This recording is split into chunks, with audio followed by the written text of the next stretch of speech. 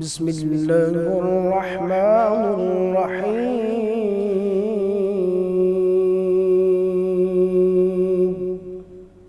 إن للمتقين مفازا حدائق وأعنابا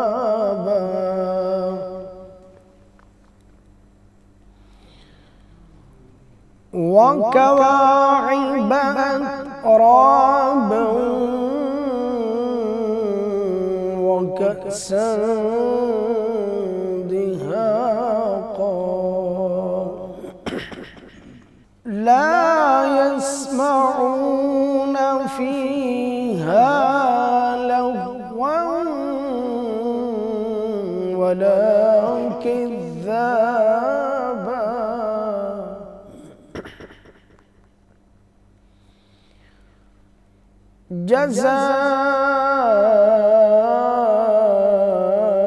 جزاء من ربك عطاء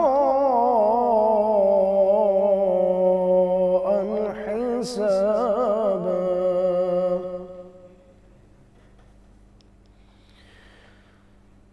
رب السماوات والأرض وما بينهما الرحمن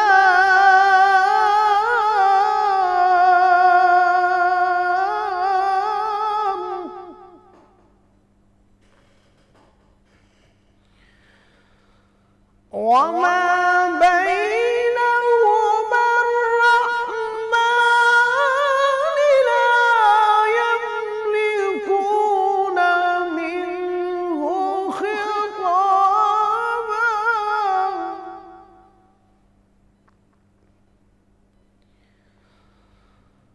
يوم يقوم الروح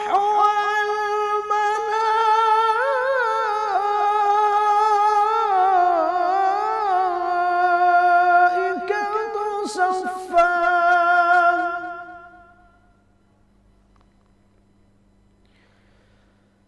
لا يتكلمون إلا من أذن له الرحمن وقال صوابا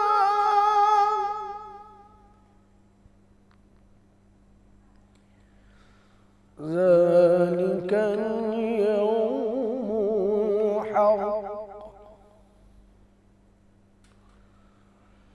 ذلك اليوم الحق فمن شاء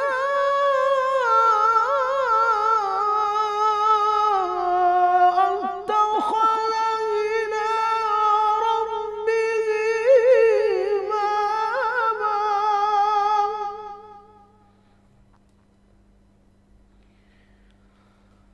إنا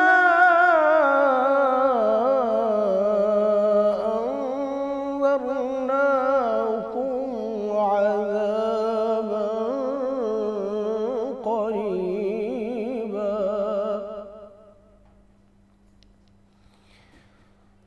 يوم ينظر المرء ما قدمت يداه ويقول الكافر يا ليتني كنت ترابا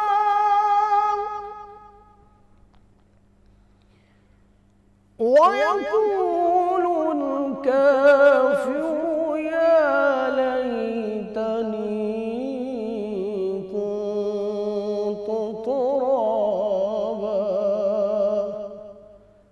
صدق الله العلي العظيم. السلام علیکم، روح رمضان کی خوبصورت ٹرانسمیشن میں آپ سب کو خوش آمدید۔ میں ہوں آپ کی ہوسٹ نور السحر۔ امید کرتی ہوں آپ سب ٹھیک ہوں گے، خیریت سے ہوں گے اور آپ کا ماہ رمضان خیر اور عافیت سے گزر رہا ہوگا۔ تلاوت قرآن پاک آپ نے سنی، ہمارے ساتھ قاری فضل میرا صاحب موجود تھے، بہت شکریہ آپ کا۔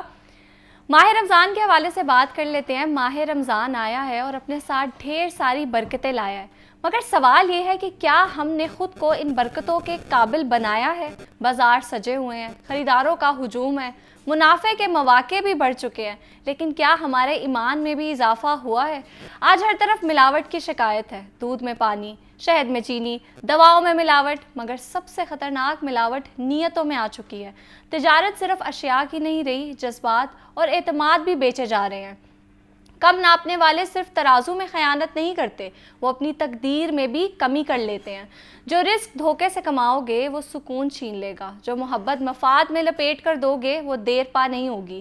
نبی پاک صلی اللہ علیہ وآلہ وسلم کا فرمان ہے، جس نے ملاوٹ کی وہ ہم میں سے نہیں۔ یہ صرف ایک تنبیہ نہیں، ایک اعلان ہے کہ دیانت ہی ایمان کی پہچان ہے۔ رمضان بازاروں کی سودے بازی کا مہینہ نہیں، دلوں کی اصلاح کا مہینہ ہے۔ مال کم ہو جائے تو کوئی نقصان نہیں، مگر سچائی کم ہو جائے تو سب کچھ کھو جاتا ہے۔ آئیے اس رمضان ہم عہد کریں کہ ملاوٹ نہیں، امانت ہماری پہچان ہوگی، دھوکہ نہیں، دیانت ہمارا سرمایہ ہوگی، کیونکہ اللہ کا قانون اٹل ہے، جو دو گے وہی لوٹ کر آئے گا۔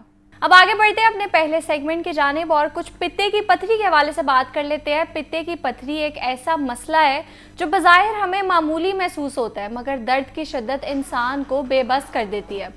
یہ درد زیادہ تر چکنائی کے بے اعتدال استعمال اور بدہضمی کے باعث پیدا ہوتا ہے، اور عام طور پر پتے میں پتھری کے باعث ہلکی غذا اور زیادہ پانی پینا مفید سمجھا جاتا ہے۔ تاہم شدید بخار، درد یا یرقان کی صورت میں خود سے علاج کرنا خطرناک ہو سکتا ہے۔ تو آج کے اس سیگمنٹ میں ہم اسی کے متعلق جانیں گے کہ پتے کی پتھری کے اسباب کیا ہیں، حکیمی طریقہ علاج کتنا مؤثر ثابت ہو سکتا ہے، اور کیا پتے کی پتھری کے ہر مریض کے لیے روزہ رکھنا محفوظ ہے یا نہیں۔ اس پر بات کریں گے، میرے ساتھ موجود ہے حکیم منور مسعود صاحب۔ السلام علیکم، کیسے ہیں آپ؟ وعلیکم السلام جی، الحمدللہ، اللہ کی رحمت۔ اچھا سر، سب سے پہلے تو یہ بتائیں کہ پتے کی جو پتھری ہے اس کی عام علامات اور وجوہات کیا ہیں؟ جی بہت شکریہ۔ اصل میں پتے کی پتھری جو ہے نا جی، اس کی بہت سارے جو وجوہات ہیں جس کی بنا کے اوپر پتے کے اندر پتھری پیدا ہوتی ہے۔ میں چند ایک گوش گزار کرتا ہوں۔ پتے کی پتھری جو ہے یہ انتہائی جو ہے وہ ایک ثقیل جو ہے وہ چکنائی والی چیزیں زیادہ استعمال کرنے کی بنا کے اوپر بھی ہوتی ہے۔ اس کے علاوہ جو میڈیکل کی میں سمجھتا ہوں اسٹیرائڈ قسم کی ادویات جو ہیں، ان سے جو ہے بہت بڑا ایک پتے کی پتھری کا جو ہے وہ بڑھنے کا یہ بھی سبب ہے۔ اور بے دریغ استعمال بغیر معالج کے مشورے سے جو ہے نا آپ اینٹی بائیوٹک کے دیگر ادویات لیتے ہیں، یہ پتے کی پتھری کا ایک بہت بڑا جو ہے باعث ہے۔ دیگر جو ہے جس طرح ہمارے آپ دیکھتے ہیں کہ شادی بیاہ اور دیگر معاملات میں جو پرتکلف جو کھانے ہوتے ہیں، اب چکنائی والے تر و تازہ کھانے ہیں، اس کے ساتھ اوپر سے کولڈ ڈرنکس اور جناب کلفے کا استعمال، جس طرح شادی بیاہ کے اوپر یہ ایک پورا ایک مضبوط رواج بن چکا ہے کہ کھانے کے بعد جو تر و تازہ کھانا ہے چکنائی والا، اس کے ساتھ اوپر سے آپ جناب جو ہے کولڈ ڈرنک لے رہے ہیں اور کلفہ وغیرہ استعمال کر رہے ہیں۔ یہ بڑا ایک جو ہے سبب ہے پتے کی پتھری کا۔ دیگر جو ہے شدید ٹھنڈے پانی میں، سردی کا چونکہ موسم ہے، شدید ٹھنڈے پانی میں جو ہے وہ سرد پانی کے ساتھ غسل کرنا، یہ بھی بہت بڑا ایک جو ہے نا سبب ہے پتے کی پتھری۔ بالکل ٹھنڈے پانی سے نہانا خطرناک ہے؟ ہاں بالکل بالکل خطرناک، یہ پتے کی پتھری کے لیے خاص طور پہ جو ہے، چونکہ شدید ٹھنڈے پانی سے پتے کا مقام جو ہے یہ ایک لیکوڈ فارم میں اس کے اندر مواد ہوتا ہے، وہ بہت جلد جم جانا جو ہے نا اس کا وہ سبب بن سکتا ہے جو ہے وہ ٹھنڈے پانی سے غسل کرنا۔ اور جو ہے دیگر جو ہے یہ جس طرح فاسٹ فوڈ ہیں، اب روٹین میں جو ہے رات کو جو جس طرح کوئی کھانے کے بعد ہم لوگ ہمارے گھروں میں اکثر اوقات جو ہے وہ فاسٹ فوڈ یوز کیے جاتے ہیں۔ بچے تو نارملی غذا تو لیتے ہی نہیں، اب سبزیاں جو ہے بہت کم یوز کی جاتی ہیں۔ اگر گھر میں کوئی کدو ٹنڈے وغیرہ کو مناسب سبزی پک بھی جائے تو بچے کہتے ہیں نہیں جی ہمیں تو کچھ باہر سے منگوا دیں۔ تو یہ فاسٹ فوڈ جو ہے نا، جس طرح برگر، شوارمے، تکے، یہ باربیکیو وغیرہ، یہ بہت بڑا جو ہے ایک سبب ہے پتے کی پتھری کا جو ہے بن جانے کا۔ اچھا، اور ہمیں پتہ کیسے چلتا ہے، کیا سمٹمز ہوتے ہیں جو ہمیں بتاتے ہیں کہ ہمارے پتے میں پتھری ہوگی؟ ہاں جی، لگاتار ایک تو نارملی تذابیت وغیرہ، ایسیڈیٹی کا مسئلہ جو ہے وہ تو چلیں کو کچھ بھی ٹوٹکا کرنے سے بعض اوقات ٹھیک ہوتے ہیں، لیکن لگاتار اگر کسی پیشنٹ کو، کسی جو ہے پرسن کو یہ ہو کہ گیس تذابیت جان نہیں چھوڑ رہی، سینے کی جلن ہے، یا کولیسٹرول جو ہے لیول اپ ہونا شروع ہوا ہے، بی پی شوٹ کر رہا ہے اور لگاتار ہو رہا ہے، تذابیت کا مسئلہ لگاتار جو ہے وہ ٹھیک نہیں ہو پا رہا، تو یہ خیال کرنا چاہیے کہ پتے کی پتھری ہو سکتا ہے کہ وہ پیدا ہو چکی ہو. جن لوگوں کو رائٹ سائڈ پہ آخری پسلی والی سائڈ پہ یا اندر والی سائڈ پہ جو درد کا فیل ہونا، جگر کے مقام اور پتے کے مقام کے اوپر درد ہونا، یہ بھی انڈیکیٹ کرتا ہے کہ پتے کے اندر پتھری جو ہے وہ ہو سکتا ہے بن چکی ہو. تو ایسی صورت میں فوری طور پہ اپنے مولوی سے رابطہ کریں، ابڈومینل الٹرا ساؤنڈ کروائیں سب سے پہلے، تاکہ تشخیص مکمل ہو سکے آیا کہ پتے کی پتھری کا مسئلہ تو نہیں اس وقت بن چکا. اگر وہ بالکل، اور جو ہے اس کے علاوہ دیگر کولیسٹرول کا بڑھنا اور بی پی کا شوٹ کرنا، خون کے اندر تھکنس پیدا ہونا شروع ہو جاتی ہے اور لگاتار تذابیت جان نہیں چھوڑتی. ایسی صورت میں جو ہے نا پتے کا الٹرا ساؤنڈ کروائیں تاکہ تشخیص کا عمل مکمل ہو. اگر پتے کی پتھری ہو تو اس کا فوری طور پہ اپنے مولوی سے رابطہ کریں تاکہ اس کا بر وقت علاج کیا جا سکے. بالکل صحیح کہا آپ نے. اچھا حکیم صاحب یہ بتائیں کہ جن لوگوں کو پتے کی پتھری کا مسئلہ ہے تو کیا ان کے لیے روزہ رکھنا محفوظ ہے؟ محفوظ نہیں جی، بہترین اللہ کے فضل و کرم سے. ذہن میں رکھیں کہ یہ ریلیٹڈ جو ہے نا کیس یہ لیور کے ساتھ ہے. پتا خود اس کی پروڈکشن نہیں کر رہا ہوتا، لیور سے وہ مواد آ رہا ہے جس کو میڈیکل کہتی ہے آر بی سی اور کولیسٹرول کے ذرات اور دیگر مل کے سلیج پیدا کرتے ہیں، پتھری پیدا کرنے کا باعث ہیں. تو یہ جو ہے اس کا کم از کم خوراک، جتنی ہماری ڈائٹ پلان جو مناسب ہوگی اور اللہ کے فضل و کرم سے اس حد تک ہی پتے کی پتھری سے بچا جا سکتا ہے، فیٹی لیور سے بچا جا سکتا ہے، ان لارج لیور سے بچا جا سکتا ہے جتنی کم. اب روزہ جو ہے یہ اللہ کا فضل ہے. اللہ کے ایک آیت پاک کا مفہوم ہے کہ جناب اللہ پاک فرماتے ہیں کہ یہ روزہ میرے لیے اور میں ہی اس کی جزا دیتا ہوں. میں خود جزا اللہ پاک ہے. تو جس چیز کی اللہ پاک کی جزا ہے اس میں کسی صورت جو ہے وہ خیر ہی خیر ہے. کسی صورت روزہ جو ہے امراض جگر کے اوپر، شوگر والے پیشنٹ کے اوپر، دیگر تمام بہت سارے امراض کے اوپر، کولیسٹرول لیول کو دیکھ لیں، fatty liver, enlarge liver کو دیکھ لیں، ان چیزوں کے اوپر روزہ جو ہے سراسر رحمت ہے. خاص طور پہ نظام سے ریلیٹڈ ہے یہ ایشو جو ہے پتے گال بلیڈر سٹون جو ہے. تو اللہ کے فضل و کرم سے یہ بڑا زبردست ترین جو ہے ایک روزہ جو ہے یہ تو بڑی ایک رحمت بن کے آتا ہے ایسے لوگوں کے لیے جن کو پتے میں پتھری ہے. اچھا حکیم صاحب، حکیمی نسخے کیا ہیں جن لوگوں کو پتھری ہے ان کے لیے؟ بہت ساری الحمدللہ جڑی بوٹیوں کے اندر اللہ پاک نے بے شمار شفائی اثرات رکھے ہیں. کون کون سی جڑی بوٹیاں؟ ہاں جی بالکل، میں چند ایک کا تعارف دیتا ہوں. جن لوگوں کو خدا نخواستہ فیٹی لیور ہے، ان لارج لیور، یہ گال بلیڈر سٹون ہے، تذابیت لگاتار جان نہیں چھوڑ دی، وہ تین چیزوں کا مرکب جو ہے وہ گھر میں بھی بنا سکتے ہیں. بہت ایک سستا، مناسب اور بہترین رزلٹ والا فارمولہ ہے. نسخہ اس طرح کہ ہلدی لینی ہے آپ نے، یہ ہلدی میرے پاس موجود ہے جو ہے گٹھلیوں کی صورت میں، یہ جناب 5 گرام لے لیں. اس کے ساتھ سونف ہے، سونف 5 گرام ہے، اور ہاں جی ہلدی، سونف، اور تیسری اس میں ایٹم جو ہے یہ ملٹھی ہے. تینوں چیزیں نارملی گھروں میں موجود ہی ہوتی ہیں. یہ تینوں چیزیں جو ہے 5 گرام لے کے اس کا پاؤڈر بنا لیں، ریفائن کر لیں خوب باریک پاؤڈر کر کے. بڑے سائز کے 2 کیپسول صبح، 2 دوپہر، 2 شام استعمال کریں. اللہ کے فضل و کرم سے تذابیت سے مستقل طور پہ جان چھوٹے گی، گیس سے جان چھوٹے گی. یہ فیٹی لیور کا بھی کامیاب ترین علاج ہے. یہ ہربل کا اینٹی بائیوٹک ہے، یہ ذہن میں رکھیں. یہ زبردست، چونکہ ہلدی جو ہے ملٹھی ہے، یہ تینوں کی الگ الگ افادیت کرے تو گھنٹوں چاہیے. اللہ کے فضل سے اس کا بڑا، یہ معدے کے السر کے لیے زبردست فارمولہ ہے، گیس تذابیت کے لیے زبردست ہے، اوور ایٹنگ کے لیے جو ہماری آج کل سب سے بڑی ایک جو ہے نا پرابلم ہے، اوور ایٹنگ ہے. کھانے کے اوپر کھانا کھا لینا، خواہ کسی سے ملنے چلے گئے، دیکھیں نا آپ چائے تو لازمی ہے نا، وہ چائے اوپر سے یا کولڈ ڈرنک ہے تو معدے کے اندر شدید تذابیت پیدا ہوتی ہے. تذابیت کا اکثر العظم اللہ کے فضل و کرم سے فارمولہ ہے. یہ گال بلیڈر سٹون والے پیشنٹ کے لیے زبردست فارمولہ ہے. اس کو بنا کے گھر میں استعمال کر سکتے ہیں. انشاءاللہ تعالیٰ چند روز میں آپ دیکھیں گے کہ اللہ کے فضل و کرم سے کہ مستقل طور پہ مثبت تبدیلی رونما ہونا شروع ہو جاتی ہے. اور اس کے علاوہ کون سی جڑی بوٹی؟ اس کے علاوہ جی بالکل بطور کعوہ استعمال کیا جا سکتا ہے. یہ گلاب کے پھول ہیں، تازے بھی لے سکتے ہیں، پنساری سے بھی لے سکتے ہیں، خشک بھی مل جائیں. 15-20 پتے یہ لے لیں. اس کے علاوہ جناب زیرہ سفید ہے، یہاں یہ زیرہ سفید، یہ دونوں 5 گرام لے کے 2-2.5 کپ پانی میں خوب بوائل کریں. جب 2.5 کپ ہے تو 2 کپ رہ جائیں. اس میں چینی اور نمک حسب ضرور ذائقہ ملا سکتے ہیں. ان کا قہوہ تیار کر کے دن میں 2 سے 3 دفعہ یہ بھی آپ پی سکتے ہیں. اس میں بہت بڑا جو ایک فائدہ ہے وہ کولیسٹرول کا یہ تریاک ہے. یہ زیرہ سفید اور گلاب کے پھول کی پتیوں کا قہوہ کولیسٹرول کے لیے، تذابیت کے لیے، گال بلیڈر سٹون والے پیشنٹ کے لیے، فیٹی لیور کے لیے، امراض معدہ کے لیے، ایچ پلوری کے لیے، جن لوگوں کا ایچ پلوری پوزیٹو ہو جاتا ہے، یہ دونوں فارمولے سونف، ملٹھی، ہلدی، اور اس کو پاؤڈر بنا کے استعمال کیا جا سکتا ہے. اور ساتھ ہی یہ قہوہ جو ہے نا یہ دن میں 3 دفعہ پیتے جائیں. اللہ کے فضل و کرم سے آپ دیکھیں گے کہ 1 سے 2 ماہ میں ایسا ایچ پلوری جو سالوں سے پڑا ہوا وہ جو ہے وہ نیگیٹو نہیں ہو رہا.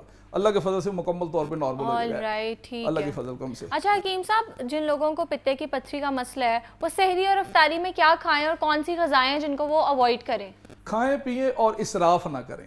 مطلب یہ کہ معقول خوراک، دیکھیں سارا سال ہم روٹین میں جو چیزیں یوز کر رہے ہوتے ہیں نا، اب رمضان تو ایک طرف میڈیکلی طور پہ دیکھیں نا بہت ساری سنتیں، بہت سارے اس کے جو فائدے ہیں، لیکن روٹین میں جو چیزیں، چند چیزیں ہم روٹین میں لے رہے ہوتے ہیں. اب رمضان آیا، ایک تو سارا دن خالی پیٹ ہونا ہوتا ہے اور شام کو ایک دم سے ہم بہت ساری ایسی چیزیں جو عام روٹین میں استعمال نہیں ہوتی، بھلے وہ فائدہ مند ہو لیکن وہ جو ہے خلاف روٹین استعمال کرنے سے اور بے اعتدالی ہو جاتی ہے، اس میں زیادتی ہو جاتی ہے، بہت زیادہ کثرت کرنے سے جو ہے نا وہ امراض معدہ پیدا ہوتے ہیں. تو روٹین کی خوراک نارملی اب سارا سال بندہ گندم کی روٹی کھا رہا ہے، چپاتی کھا رہا ہے اور جناب جو ہے سالن کے ساتھ، چاول کے ساتھ یا کچھ جو بھی نارملی اپنی روٹین افطاری اللہ کے نبی صلی اللہ علیہ وسلم کی سنت ہے کھجور سے کریں. اس کے بعد نارملی اپنی خوراک روٹین کی لیں، پھل اور دیگر لوازمات. اگر آپ نے پکوڑے سموسے آج کل بڑا لازمی ہو گیا، اس کے بغیر تو لوگ سمجھتے ہیں افطاری کوئی نہیں، یا چکنائی والی چیزیں دیگر جو ہے، تو ان چیزوں کا اگر استعمال آپ نے کرنا بھی ہے نا، اپنی روٹین کی خوراک کو کچھ لے کے، کچھ فاتی استعمال کا کھا کے اس کے بعد ان چیزوں کو لیں تاکہ کم از کم تضابیت پیدا ہو. تو جتنی بھی ہم خلاف روٹین جو ہے وہ سارا دن بھوکا رہنے کے بعد مکمل پیٹ خالی ہوتا ہے، رات کو جناب وہ ساری کسر نکال دیتے ہیں جناب. وہ جتنا وہ تھا تو یہ مہینہ جو ہے برکتیں سمیٹنے کے لیے، اور ہم نے جناب شام کو کھانے سمیٹنا. تو یہ ان سے تھوڑا اعتدال، کوئی خوراک بھی ہے مناسب خوراک بھی. دیکھیں دودھ کو میڈیکل ایک مکمل غذا سمجھتی ہے. اب زیادتی ایک بندہ ایک گلاس دودھ کا ہضم کرتا ہے، اسے آپ 2 پلا دیں، نتیجہ وہ نکلے گا سامنے. زہر کچھ بھی نہیں ہے. زہر ہمارا غلط طریقہ کار جو ہے نا وہ جو ہے وہ ہمارے لیے جو ہے نقصان دہ ثابت ہوتا ہے.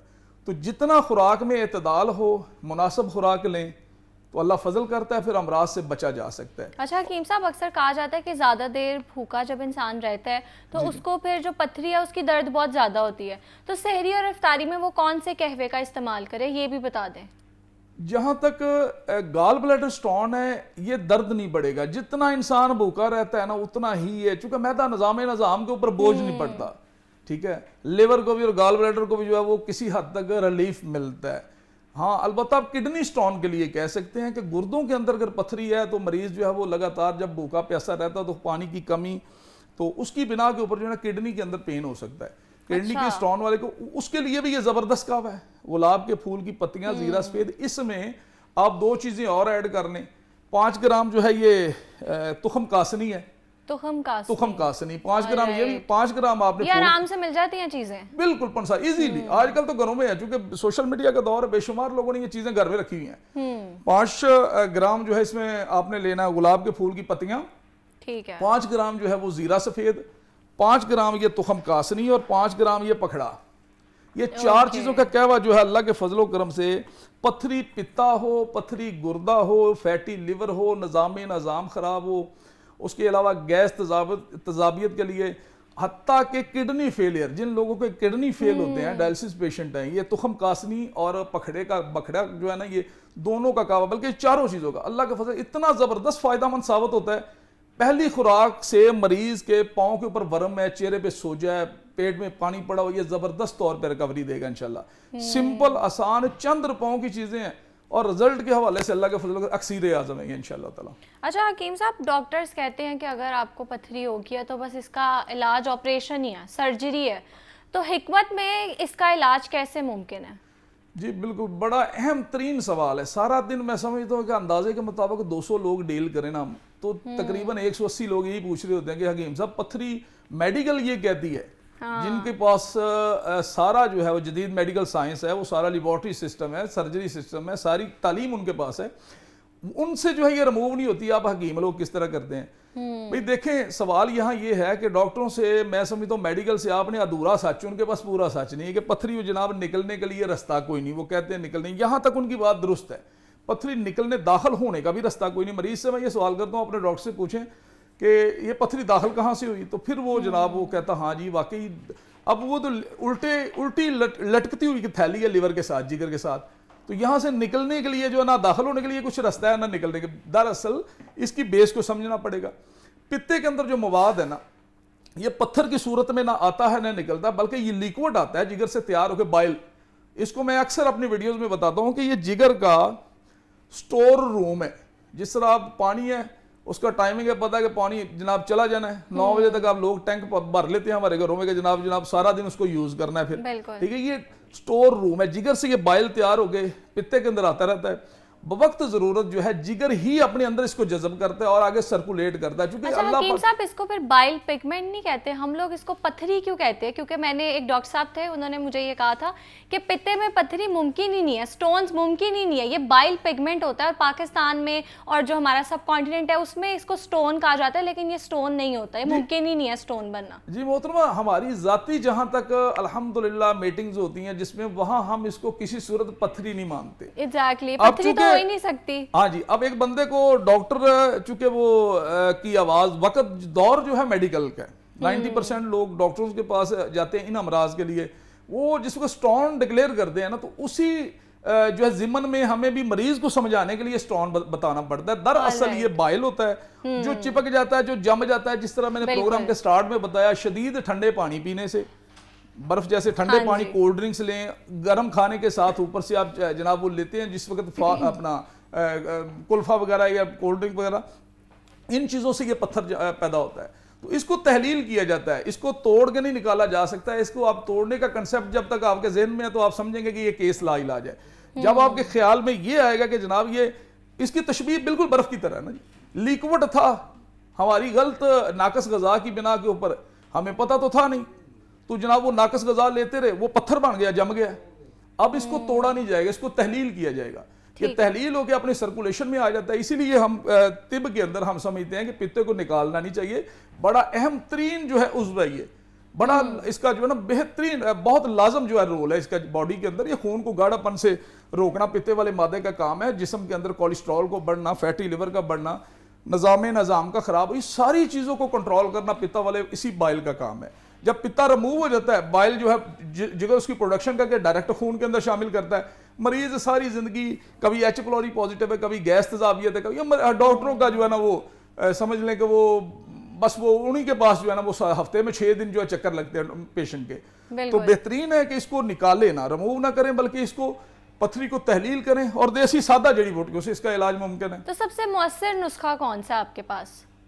جی ادویات بے شمار کچھ اس طرح کی بھی ہوتی ہے جو پیشنٹ کا تیار کرنا ان کے لیے پاسبل نہیں ہوتا. وہ بہت ساری چیزیں جو ہے نا بے شمار نسخہ جاتے ہیں. یہاں وہ چیز پروگرام میں بتائی جا رہی ہے جو آسان ہے، بہترین ہے اور جس کا زود اثر ہے، جس کا اثرات اللہ کے فضل و کرم سے بہترین ہے. یہ کوئی ہلکے پھلکے نسخے نہیں ہیں، سستے ضرور ہیں، لیکن یہ افادیت کے لحاظ سے انشاءاللہ تعالی جناب ان کا اللہ کے فضل و کرم سے آج کل ڈنکا ہے الحمدللہ ہماری فارمولیشن کا، اور زبردست ترین انشاءاللہ تعالی رزلٹ ہے. مریض کو سکھ کا سانس آ جاتا ہے چند خوراکوں کے بعد، مریض کو سمجھ آ جاتی ہے ابھی یہاں واقعتاً پتے کی پتھری کا علاج اللہ کے فضل سے ہربل میں موجود ہے. ٹھیک ہے، تو وہ کون سا نسخہ ہے وہ بتا دیں. یہ میں نے سٹارٹ میں بتایا، سونف ہے، ہلدی ہے، ملٹھی ہے. ان تینوں چیزوں کا پاؤڈر لیں، فائن پاؤڈر کر لیں. اس کے علاوہ جناب زیرہ سفید اور گلاب کے پھول کی پتیاں، اس کا کعوہ تیار کر لیں. اور کس ٹائم استعمال کریں؟ جیسے آج کل تو روزے چل رہے ہیں، آج کل رمضان ہے، سحری افطاری میں استعمال کیا جا سکتا ہے. افطاری کے آدھے گھنٹے بعد لے لیں، بلکہ یہ نظام کو بہتر کرے گا. گیس تیزابیت کے لیے جو ہے زبردست انشاءاللہ تعالی فائدہ. ایک بہترین جو فارمولہ دیگر ہے میں آپ کی وساطت سے وہ بھی بتاتا ہوں.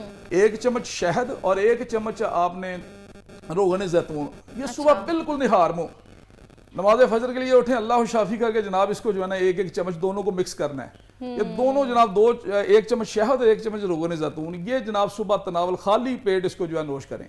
اللہ کے فضل و کرم سے بائل کی جو تھکنس ہے، بائل وہ پتے کے اندر جو جمع ہوا ہے پتھر کی صورت میں تھوڑے ہی وقت تک 10-20 دن کے اندر وہ نرم ہو کے انشاءاللہ پگھلنا شروع ہو جاتا ہے. آل رائٹ، پتے کی پتھری کے حوالے سے بات کر رہے تھے کہ اس کے علامات کیا ہیں، وجوہات کیا ہیں، اور آج کل چونکہ رمضان چل رہا ہے تو جن لوگوں کو یہ مسائل ہیں وہ سحری میں کیا کھائیں اور افطاری میں کیا کھائیں. ہمارے ساتھ حکیم منور مسعود صاحب موجود تھے، بہت شکریہ آپ کا. اب یہاں لیں گے ایک بریک کے بعد دوبارہ آئیں گے.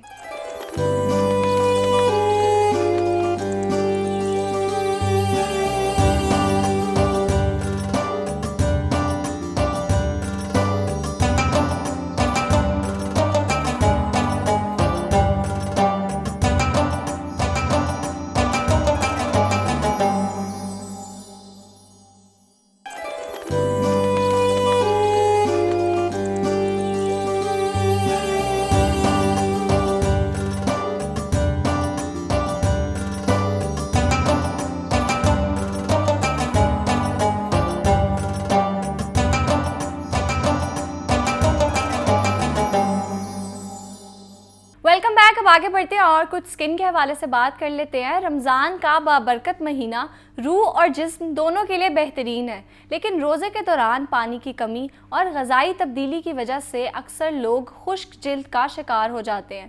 آج ہمارے ساتھ ہے ماہر ڈرمیٹولوجسٹ جو ہمیں بتائیں گے کہ روزے کے دوران خشک جلد سے کیسے بچا جائے، کون سی چیزیں ہیں جو ہم یوز کر سکتے ہیں، کون سے موئسچرائزرز ہیں جو بیسٹ ہیں، کون سی اسکن کیئر روٹین ہے جو بہت ہمارے لیے اچھی ثابت ہو سکتی ہے تاکہ ہماری جلد نرم، چمکدار اور صحت مند رہے. ہمارے ساتھ موجود ہیں ڈاکٹر کنول جواد. السلام علیکم، کیسی ہیں آپ؟ وعلیکم السلام، میں ٹھیک الحمدللہ. آپ کیسی ہیں؟ اللہ کا شکر.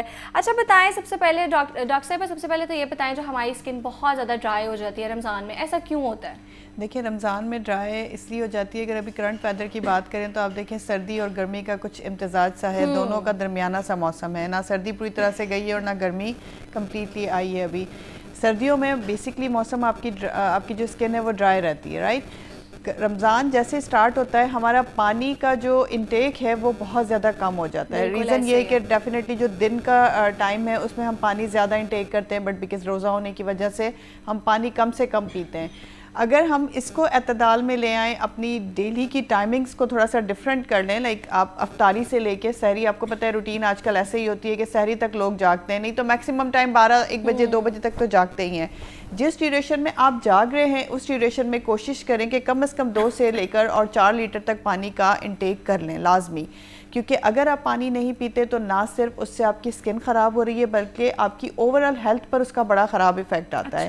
بیکاز پانی کی وجہ سے، کمی کی وجہ سے آپ کا اسٹمک اپسیٹ رہتا ہے. آپ کے اسٹمک کے اپسیٹ رہنے کی وجہ سے آپ کی گٹ ہیلتھ اس کی وجہ سے کافی خراب ہوتی چلی جاتی ہے. جب گٹ ہیلتھ خراب ہوتی ہے آپ کی تو آپ کو کانسٹیپیشن ہو سکتی ہے، آپ کو اسٹمک پین ہو سکتا ہے، آپ کو کریمپس پڑ سکتے ہیں، لوز موشن کی شکایت ہو سکتی ہے، آپ کو وامٹنگ ہو سکتی ہے، نوزیا جیسی کنڈیشن ہے. یہ میں ایک اوورآل ہیلتھ کی بات کر رہی ہوں. اگر ہم بات کرتے ہیں اسکن کی تو آپ کو پانی کی کمی کی وجہ سے جب ڈی ہائیڈریشن بہت زیادہ ہوتی ہے تو آپ کی اسکن میں ڈرائینس آتی ہے. جب ڈرائینس ہوگی تو اسکن میں رنکلز پڑنے کے چانسز بہت زیادہ ہو جاتے ہیں. جو اسکن بھی ڈرائی ہوتی ہے وہ اسکن زیادہ رنکلز پڑنے کی طرف چلتی چلی جاتی ہے، رائٹ. جو اسکن آئلی ہے آپ نے دیکھا ہے کمپیریٹیولی اس میں رنکلز پڑنے کے چانسز کم سے کم رہتے ہیں، بٹ اسکن ڈرائی ہونے کی وجہ سے نہ صرف رنکلز پڑتے ہیں، آپ کی اسکن فلیکی رہتی ہے، آپ کی اسکن پر میک اپ اسٹے نہیں کرتا، آپ کی اسکن ڈرائی ہونے کی وجہ سے ڈل نظر آتی ہے، آپ کی ایون ٹون نہیں رہتی، اور بہت سارے لوگوں کو اس ڈرائینس کی وجہ سے پمپلز بھی نکل آتے ہیں، پگمنٹیشن بھی ہو جاتی ہے، in even skin tone, pigmentation, hyper pigmentation, یہ سارے ڈرائی اسکن کے مسئلے ہیں. اور ڈرائی اسکن کیوں ہوتی ہے؟ ڈی ہائیڈریشن کی وجہ سے. ڈی ہائیڈریشن کیوں ہوتی ہے؟ پانی کی کمی کی وجہ سے. نمبر 2، اگر آپ پراپر موئسچرائزیشن کا استعمال اپنی اسکن پر نہیں کر رہے ہیں. یہ دونوں وہ کنڈیشن ہیں جو آپ کی اسکن کو خراب کر دیتی ہیں. اچھا ڈاکٹر کنول، پھر یہ بتائیں کہ ہم اسکن کو ہیلدی رکھنے کے لیے، تھوڑا نرم رکھنے کے لیے، چمکدار رکھنے کے لیے کیا کریں؟ دیکھیں اس موسم میں سب سے بہتر یہ ہوتا ہے کہ سب سے زیادہ تو آپ اپنا انٹیک بڑھائیں جتنا ہو سکتا ہے. افطار سے لے کے اور سحری کے ڈیوریشن میں پانی زیادہ سے زیادہ پئیں. کوشش کریں روزہ کھولتے ساتھ ہی آپ نے شوگری ڈرنکس کا انٹیک نہیں کرنا. جو میٹھے پانی کی طرف ہمارا ہاتھ فوری طور پہ بڑھتا ہے نا کہ بس ہم نے تو یہ لال شربت، ہرا شربت یہ پینے سارے، ان سے اوائڈ کریں. بیکاز وائٹ شوگر کہیں نہ کہیں آپ کا جو نارمل پانی کا انٹیک ہے اسے ختم کر دیتے ہیں. آپ نے 1 یا 2 گلاس پی کے آپ کو اپنی طبیعت بھی بوجھل فیل ہوتی ہے، آپ کو باقاعدہ ڈل لگتی ہے اپنی طبیعت، اور اس کے علاوہ وہ آپ کی ہیلتھ کو بھی نقصان دیتا ہے، آپ کو موٹاپے کی طرف بھی لے کے جاتا ہے، آپ کی گٹ ہیلتھ کو بھی خراب کرتا ہے. جیسے ہی آپ روزہ کھولتے ہیں آپ کوشش کریں سادہ اور ٹھنڈا پانی نہ ہو، ٹھنڈے سے بھی اوائڈ کرنا ہے آپ نے. سادہ پانی لیجئے، جس طرح سے سنت طریقہ ہے کھجور سے روزہ کھولیے، اور اس کے بعد نماز پڑھنے کے بعد کوشش کریں کہ پھر تھوڑا تھوڑا سا کھانا جو بھی آپ کھانا چاہ رہے ہیں، لائک کوشش کریں بہت زیادہ یہ جو آئلی فوڈز ہیں، سموسے، پکوڑے اور یہ کچوریاں اور رول جو جن کے بغیر ہماری افطار کمپلیٹ نہیں ہوتی، ان چیزوں سے بھی اوائڈ کریں. بیکاز اگر دیکھیں اگر وہ بھی لیتے رہیں گے تو ان سے بھی تو پھر آپ کو اتنی زیادہ پیاس نہیں لگتی نا. آئلی آپ لے رہے ہیں وہ بھی اسکن خراب کرنے کی طرف جا رہا ہے نا. آپ کھائیں، obviously کنٹرول نہیں ہوتا کیونکہ یہی پورے سال میں ایک مہینہ ہوتا ہے جس میں زیادہ کھاتے ہیں، ورنہ تو نہیں ہم کھاتے، پورے سال نہیں کھاتے. اب دیکھیں ایک چیز جو آپ پورے سال اسٹمک کو نہیں دے رہے اور ایک مہینے میں آپ کنٹینیوسلی ہر دن دے رہے ہیں تو ڈیفینیٹلی اسٹمک نے ڈسٹرب ہونا ہے نا. اس کی روٹین نہیں ہے آئلی چیزیں زیادہ کھانے کی، اس کو ایبزارب کرنے میں ٹائم لگے گا, اور جب تک اسٹمک اس کا عادی ہوتا ہے تب رمضان ختم ہو جاتا ہے, عید آ جاتی ہے. ہاں جی. بالکل تو ایسے ہی اسی لیے آپ نے اعتدال میں رہ کے اپنی ڈائٹ لینی ہے, آئلی فوڈ سے اوائڈ کرنا ہے, بہت زیادہ میٹھا پانی نہیں پینا, میٹھی چیزیں نہیں کھانی, میٹھے سے اوائڈ کرنا ہے. جو بھی چیز کھائیں تھوڑی مقدار میں کھائیں اور کوشش کریں کہ ہیلدی رہیں. ایک آپ کو ڈائٹ کی طرف ایسے رکھنا ہے اپنے آپ, اور دوسرا کیئر کیا کرنی ہے اس میں, آپ کوشش کریں ڈے ٹائمنگز میں جتنا ہو سکے اپنے فیس پر موئسچرائزیشن کا استعمال کریں. موئسچرائزر جو یہ ویدر ہے اس میں کیا ہوتا ہے کہ ڈرائی اور آئلی کے درمیان کا ہے, تو سب سے بہتر میں جو ایڈوائز کروں گی وہ کروں گی اسنیل میوسن کے لیے. اسنیل میوسن ایک ایسا موئسچرائزر ہے جو کہ آپ کو دونوں طرح کی اسکن کے لیے بیسٹ رہتا ہے. اگر آئلی اسکن ہے تو آپ کے پورز کو کلاگ نہیں کرے گا, جب پورز آپ کے کلاگ نہیں ہوں گے تو آپ کو ایکنی ہونے کے چانسز نہیں رہتے, کیونکہ بہت سارے آپ نے دیکھا نا لوگ اس لیے اوائڈ کرتے ہیں آئلی موئسچرائزر لگانے سے کہ اس سے ان کی اسکن کلاگ ہو کے پمپلز کروا دیتی ہے, کامیڈونز بھی بن جاتے ہیں. کامیڈونز بن جاتے ہیں. Snail mucin is best. لیکن وہ تو ایکسپینسیو ہوتی ہے نا. دیکھیں ہر اسنیل میوسن ایکسپینسو نہیں ہے, ٹھیک ہے, بہت سارے مارکیٹ میں ایسے اسنیل میوسن بھی اویلیبل ہیں جو کہ آپ کو ایک لائک پاکٹ فرینڈلی بجٹ میں مل جاتے ہیں. ٹھیک ہے, اور اگر ہمارے لوکل برانڈز کے پاس بھی بالکل لوکل برانڈز کے پاس بھی ہے, لیکن میڈیکیٹڈ ہونے چاہیے. آپ اس کو کاسمیٹک بیسڈ نہ رکھیں, میں اس کو کبھی بھی فیور نہیں کرتی, میں انڈورس کرتی ہوں میڈیکیٹڈ کو. آپ کو اچھے لائک پاکٹ فرینڈلی بجٹ میں بھی اسنیل میوسن مل جاتا ہے. نہیں اسنیل میوسن اگر آپ استعمال کر سکتے ہیں, آپ کو لگ رہا ہے کہ وہ بہت زیادہ ایکسپینسو ہے, تو کوئی بھی موئسچرائزر استعمال کریں وہ جو آپ کی اسکن کو سوٹ کرتا ہے, آپ کو پہلے سے پتہ ہے. بٹ کوشش کریں کہ اپنی اسکن جب آپ وضو کرتے ہیں, وضو کرنے کے بعد جب آپ کی اسکن ہلکی ہلکی سی گیلی رہ جاتی ہے, اس کے فوراً بعد اپنا موئسچرائزیشن اپلائی کریں, اور اس کے اوپر سن اسکرین ضرور لگائیں.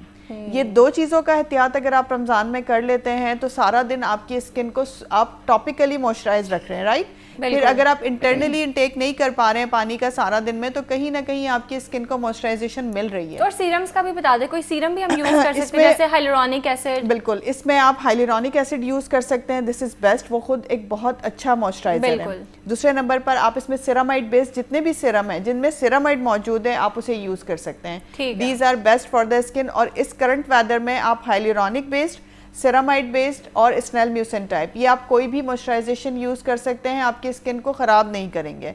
نمبر 2, آپ سن اسکرین ضرور استعمال کریں. یہ ایک میری طرف سے ہمیشہ سے ہی میں بڑی ریکمنڈیشن دیتی ہوں اس کی کہ آپ نے ضرور سن اسکرین کو یوز کرنا ہے. اچھا, سن اسکرین لیتے ہوئے ہم انگریڈینٹس جو ہیں ان کو کیسے چیک کریں, کیونکہ اکثر بڑے ہارمفل انگریڈینٹس بھی ہوتے ہیں. بالکل, اگر آپ میڈیکیٹڈ سن اسکرین کا انتخاب کر رہے ہیں تو اس میں ہارمفل انگریڈینٹس نہیں ہوتے. میڈیکیٹڈ سن اسکرین کا آپ کو سب سے زیادہ فائدہ کیا ہوتا ہے کہ میڈیکیٹڈ سن اسکرین آپ کو ایس پی ایف میں ملیں گے, آپ کو ایس پی ایف 50, 40 سے لے کے اور 100 ایس پی ایف تک مل جاتا ہے.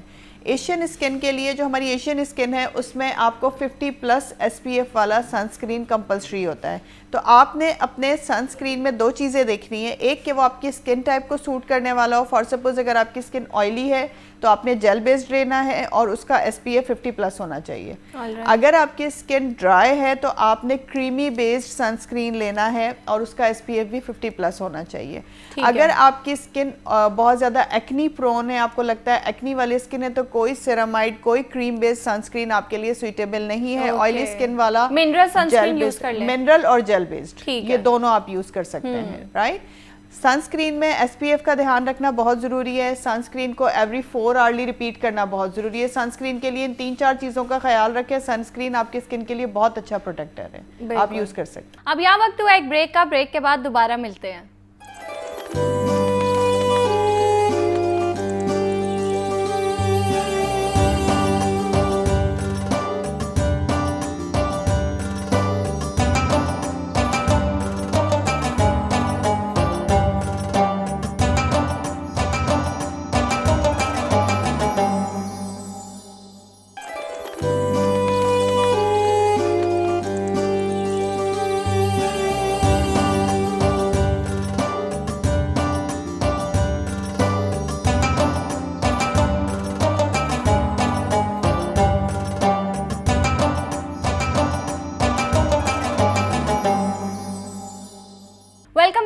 स्किन के हवाले से बात कर लेते हैं। अच्छा, हाइलुरोनिक एसिड का आपने बताया, तो उसकी परसेंटेज क्या होनी चाहिए? हाइलुरोनिक एसिड की कोई खास परसेंटेज नहीं होती। ठीक है, आप हाइलुरोनिक एसिड किसी भी अच्छी ब्रांड का लेके यूज कर सकते हैं, उससे परसेंटेज की जरूरत नहीं है। ठीक है। अच्छा, अक्सर हम रमज़ान में देखते हैं इचिंग भी बहुत ज़्यादा होती है हमें हाथों पे या फेस पे।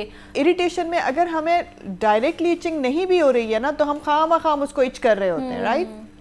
सो ड्राइनेस एक इसका कॉज हो सकती है कि अगर आपकी स्किन में ड्राइनेस बहुत ज़्यादा हो रही है तो आपको इचिंग हो सकती है, इरिटेट हो सकती है आपको।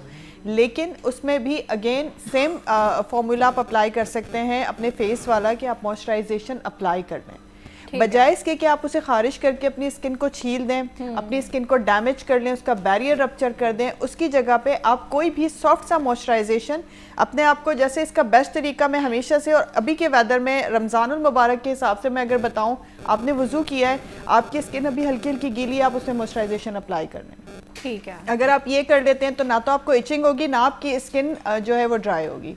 ये दोनों चीज़ें आपके लिए फेवरेबल साबित होंगी। Moisturisation is the key in this weather, specially in Ramzan specially. अगर आप पानी का इस्तेमाल कम कर रहे हैं और अपनी स्किन को प्रोटेक्ट रखना चाह रहे हैं, तो आपके लिए सबसे बेस्ट जो प्रोटेक्शन है इस वक्त वो मॉइस्चराइजेशन और सनस्क्रीन है। ठीक है। अच्छा डॉक्टर कंवल, आपने हमारा जो फेमस शरबत है लाल शरबत, वो तो आपने बिल्कुल मना कर दिया कि नहीं लेना इफ्तारी में, तो उसका ऑल्टरनेट बताएं कि कौन सी ड्रिंक्स हम ले सकते हैं? बहुत अच्छी ड्रिंक, उसकी ऑल्टरनेट मैं आपके प्रोग्राम के तवज्जुह से सबको बताना चाहती हूँ, सादा पानी 1 गिलास। ठीक है, दिस इज बेस्ट। इससे अच्छी ड्रिंक कोई हो ही नहीं सकती। लेमन वाटर भी नहीं? लेमन वाटर ले सकते हैं आप, लेमन वाटर ले सकते हैं, बट उसमें भी चीनी जो है ना, शुगर वाइट जो हम उसको सिकंजबीन बना लेते हैं, वो कम से कम रखें।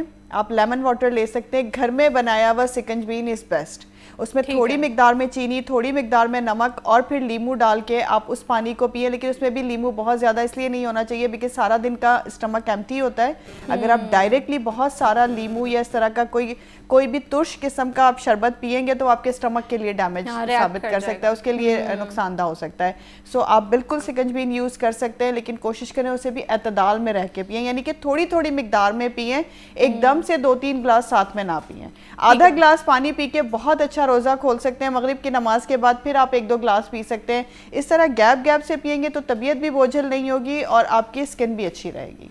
अच्छा डॉक्टर कंवल, ये बताएं, अगर हमारी स्किन बहुत ज़्यादा सेंसिटिव और ड्राई है तो हम क्या करें? देखिए, अगर सेंसिटिव और ड्राई आपकी स्किन है तो आप कोशिश करें कि अपनी स्किन को किसी भी ऐसे हार्मफुल इंग्रेडिएंट से, जैसे आजकल क्या होता है कि लोग ना ऑनलाइन चीज़ें देख लेते हैं और फिर वो अपने लिए ऑर्डर कर लेते हैं, आपकी स्किन को वो सूट करे ना करे। ख़ास तौर पे जो स्किन ठीक है, कॉम्बिनेशन है या फिर नॉर्मल स्किन है, वो फिर भी टॉलरेट कर जाती है कोई भी ऐसे प्रोडक्ट का एक्सपेरिमेंट। लेकिन अगर ऑलरेडी सेंसिटिव स्किन है, ड्राई स्किन है, आपने किसी भी किस्म का सिरम मंगवाया, राइट, कोई भी for suppose vitamin C Siram आपने मंगवा लिया, अब आपको ये लग रहा था कि वो सबकी स्किन पे सूट कर रहा है तो मेरी स्किन के लिए भी बड़ा मैजिकल साबित होगा, तो मैं भी कर लूँ तो मुझे भी हो जाएगा। 10 लोगों को आपने इन्फ्लुएंसर्स को देख लिया, सेलिब्रिटीज को देख लिया कि इनके ऊपर सूट कर रहा है, हाँ जी, तो मुझे भी बहुत अच्छा सूट करेगा। अब आपने जैसे ही उसको टच किया अपनी स्किन के साथ, आपकी स्किन वहाँ से बर्न हो गई। सो सेंसिटिव स्किन के लिए, ड्राई स्किन के लिए आपने ख़ास तौर पे ऐसे प्रोडक्ट्स का इंतखाब करना है जो ट्राइड एंड टेस्टेड हो। आपने किसी डर्मेटोलॉजिस्ट को कंसल्ट करना है, अपनी स्किन के मुताबिक अपनी जो डे केयर रूटीन है, जो नाइट केयर रूटीन है, वो आपने सेलेक्ट करवानी है खुद से। किसी भी, देखिए ये सिर्फ ड्राई और सेंसिटिव स्किन वालों के लिए नहीं है, बट ये सब के लिए है कि अपनी स्किन की टाइप आपको पता होनी चाहिए, प्रोडक्ट्स का सही यूज़ आपको पता होना चाहिए। आजकल देखिए हर बंदा AHA BHA यूज़ कर रहा है, हर बंदा ग्लाइकोलिक यूज़ कर रहा है, हर बंदे को रेटिनॉल चाहिए। किसी को ये नहीं पता कि कोई चीज़ आपके लिए नुकसानदा इतनी भी साबित हो सकती है कि वो परमानेंटली कोई मार्क आपके फेस पर दे जाए। बहुत सारे लोग हमारे पास ऐसे आते हैं जो कि ग्लाइकोलिक एसिड के सिरम्स खुद से मंगवा के यूज़ कर लेते हैं और अपनी स्किन को बर्न कर लेते हैं। अच्छा। बर्न करने के बाद आप यकीन करें उनको ठीक करना हमारे लिए एक बड़ा टारगेट बन जाता है, बिकॉज एक कितनी स्किन हमारी सेंसिटिव है, 3 लेयर्स स्किन की हैं, आपने पता नहीं कितने मिकदार में वो लगाया था कि वो डीप तक चली गई है आपकी स्किन में। ग्लाइकोलिक एसिड भी डेंजरस हो सकता है? हर वो कितनी परसेंटेज तक सेफ है? किसी भी परसेंटेज तक सेफ नहीं है अगर आपकी स्किन सेंसिटिव और ड्राई है तो। ऑलराइट, बिकॉज आपने चेक ये करवाना है कि आपकी स्किन पर वो चीज़ सूट कर रही है या नहीं, और इसको कौन बता सकता है? पैच टेस्ट करें सबसे पहले, खुद घर में कैसे कर सकते हैं, नहीं आना आपने डर्मेटोलॉजिस्ट की तरफ, इस्तेमाल करना है ये खुद से घर में चीज़ों को, तो आप उस जो भी प्रोडक्ट है आपका उसको लेके अपनी एल्बो पे टच करें।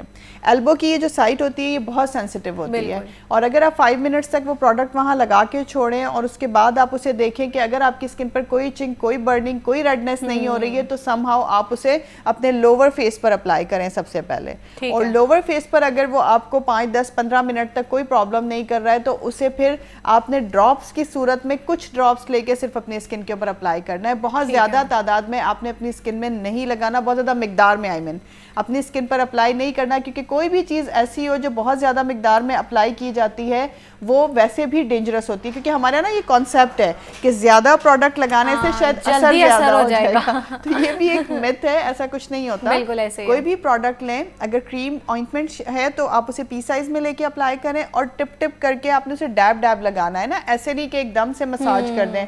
बहुत सारी चीज़ों का, ख़ासतौर पे ये जो एसिड्स होते हैं इनका बहुत सारी चीज़ों का इस्तेमाल आपके लिए ऐसे भी नुकसानदा हो सकता है कि नॉर्मली वो आपको शायद इतना हार्म ना दे, बट बिकॉज आपने उसे बहुत ज़्यादा रब किया, बहुत ज़्यादा लगाया तो वो आपके लिए नुकसानदा साबित हो गया। तो हर चीज़ को आपने नरम हाथों से लगाना है, पहले चेक करना है, फिर आप अप्लाई करें। और अगर आपकी स्किन ड्राई और सेंसिटिव है तो ग्लाइकोलिक एसिड आपने डायरेक्टली कभी नहीं लगाना, रेटिनॉल आपने नहीं लगाना बगैर डॉक्टर की कंसल्टेशन से, ट्रेटिनॉइन भी नहीं लगाना। रेटिनॉल, ट्रेटिनॉइन का तो बहुत ज्यादा ट्रेंड चल रहा है, हर कोई यूज करे, कहते हैं पी साइज अमाउंट, आप वो सैंडविच मेथड है उस पे यूज कर सकते हो, पहले मॉइस्चराइजर लगाओ फिर ऐड करो, फिर मॉइस्चराइजर लगाओ, मशवरा दे रहे होते हैं, यही चल रहा है आजकल तो। हाँ जी, तो मतलब ये नहीं यूज करें, बिल्कुल यूज नहीं करना, बगैर किसी के मशवरे के अपनी स्किन के साथ एक्सपेरिमेंट ना करें, बिकॉज आपकी स्किन जरूरी नहीं है कि आपकी और मेरी स्किन में भी डिफरेंस है ना बहुत ज्यादा। जो चीज आपको सूट करिए जरूरी तो नहीं वो मुझे भी सूट करे, या मुझे सूट करिए आपको भी सूट करे। सो अपनी स्किन टाइप के मुताबिक लें, अपनी स्किन की सेंसिटिविटी को मद्देनजर रखते हुए लें। रेटिनॉल आप यूज़ करना चाहते हैं घर में और आपकी स्किन सेंसिटिव है, ड्राई है, तो आप एक प्रॉपर रेटिनॉल लें, वीक में 1 मरतबा सैंडविच मेथड के तहत उसे वीक में सिर्फ 1 मरतबा लगाएं, दिन पे मॉइस्चराइज़र और सनस्क्रीन को फॉलो करें। तो अगर आपकी स्किन पे कोई प्रॉब्लम नहीं आ रहा है तो वो आपके लिए बेस्ट है, आप ठीक है उसे कंटिन्यू कर सकते हैं, फिर उसे ट्वाइस अ वीक और Aahista Aahista thrice a week पे रख दें। Retinol thrice a week is sufficient, इससे ज़्यादा पे नहीं जाना चाहिए। ग्लाइकोलिक एसिड वो लोग यूज़ करें जिनकी स्किन पर पिगमेंटेशन है, एक्नी मार्क्स हैं, जिनकी स्किन पर आपको लगता है कोई मिलाजमा है, तो वो लोग यूज़ कर सकते हैं। बेहतरीन तो यही है कि डॉक्टर के मशवरे से करें, बट अगर आपने नहीं मानना, क्योंकि मेजॉरिटी ने नहीं मानना, तो वो लोग यूज़ कर सकते हैं, लेकिन उसका भी तरीका यही है कि वीक में 2 या 3 मरतबा से करें, रात में लगाएं, थोड़ी मिकदार में लगाएं और फिर दिन में उसको मॉइस्चराइजर और सनस्क्रीन को फॉलो करें। ऑलराइट, और जो रेटिनॉल है, रेटिनॉइड्स हैं, ये किस एज में स्टार्ट करें? क्योंकि आजकल अब जैसे हमने सोशल मीडिया की बात की है, हर दूसरा इन्फ्लुएंसर हमें यही मशवरे दे रहा है कि आप यूज़ करना स्टार्ट कर दें, और वो लड़कियां जो 18, 19, 20 ये उनकी एज है वो भी यूज़ कर रही हैं, और मैंने तो सुना 25 या 30 के बाद जाके आपको जरूरत पड़ती है। 25 ईयर्स की बेसिकली रेटिनॉल क्या है, ये एक एंटी एजिंग ट्रीटमेंट है, यानी कि ये आपकी स्किन को एजिंग होने से बचाता है। मैं ये तो नहीं कहूंगी कि कंप्लीटली बचा लेता है, बट समहाउ वो उसको प्रोलॉन्ग कर देता है आपकी एजिंग प्रोसेस को। सो एजिंग प्रोसेस को आपको एक्सटेंड करने के लिए 25 साल की उम्र के बाद ही जरूरत पड़ेगी, उससे पहले तो आप अभी बहुत यंग हो। इवन दो 25 से लेके 30 का जो पीरियड होता है उसमें भी आप यंग ही होते हो, बट बिकॉज आपकी नॉर्मल जो कोलेजन इलास्टिन होती है वो डिक्रीज होना शुरू हो जाती है। सो एंटी एजिंग ट्रीटमेंट की आपको जरूरत पड़ती है। अच्छी स्किन केयर के लिए बहुत जरूरी है, अगर आप रेटिनॉल इस्तेमाल करना चाहते हैं तो 25 साल के बाद इस्तेमाल करना शुरू करें। सबसे पहली बात डॉक्टर के मशवरे से करें, ये एक्चुअली सबसे पहली बात है। और दूसरा ये है कि आपने उसको सैंडविच मेथड के तहत सबसे पहले इस्तेमाल करना है, वीक में 1 दफ़ा से इस्तेमाल करना है, दिन में मॉइस्चराइजेशन और सनस्क्रीन को फॉलो करना है। ये इसका टोटल मेथड है। अगर आप इस पर चल के रेटिनॉल इस्तेमाल करेंगे तो आपको नुकसान कोई नहीं होगा। ऑलराइट, ठीक है। रमज़ान में हम स्किन केयर के हवाले से बात कर रहे थे कि यूजुअली रमज़ान में स्किन हमारी बहुत ज़्यादा डल हो जाती है और ड्राई हो जाती है, तो डॉक्टर कंवल ने हमें बताया कि कौन से मॉइस्चराइजर्स हैं जो बेस्ट हैं, कौन सी ड्रिंक्स हैं जो हम इफ्तारी में ले सकते हैं, और साथ साथ कौन से ऐसे सोशल मीडिया पे ट्रेंड्स हैं जो हमें बिल्कुल फॉलो नहीं करने। डॉक्टर कंवल, बहुत शुक्रिया आपका। अब यहाँ लेंगे एक ब्रेक के बाद दोबारा आएंगे।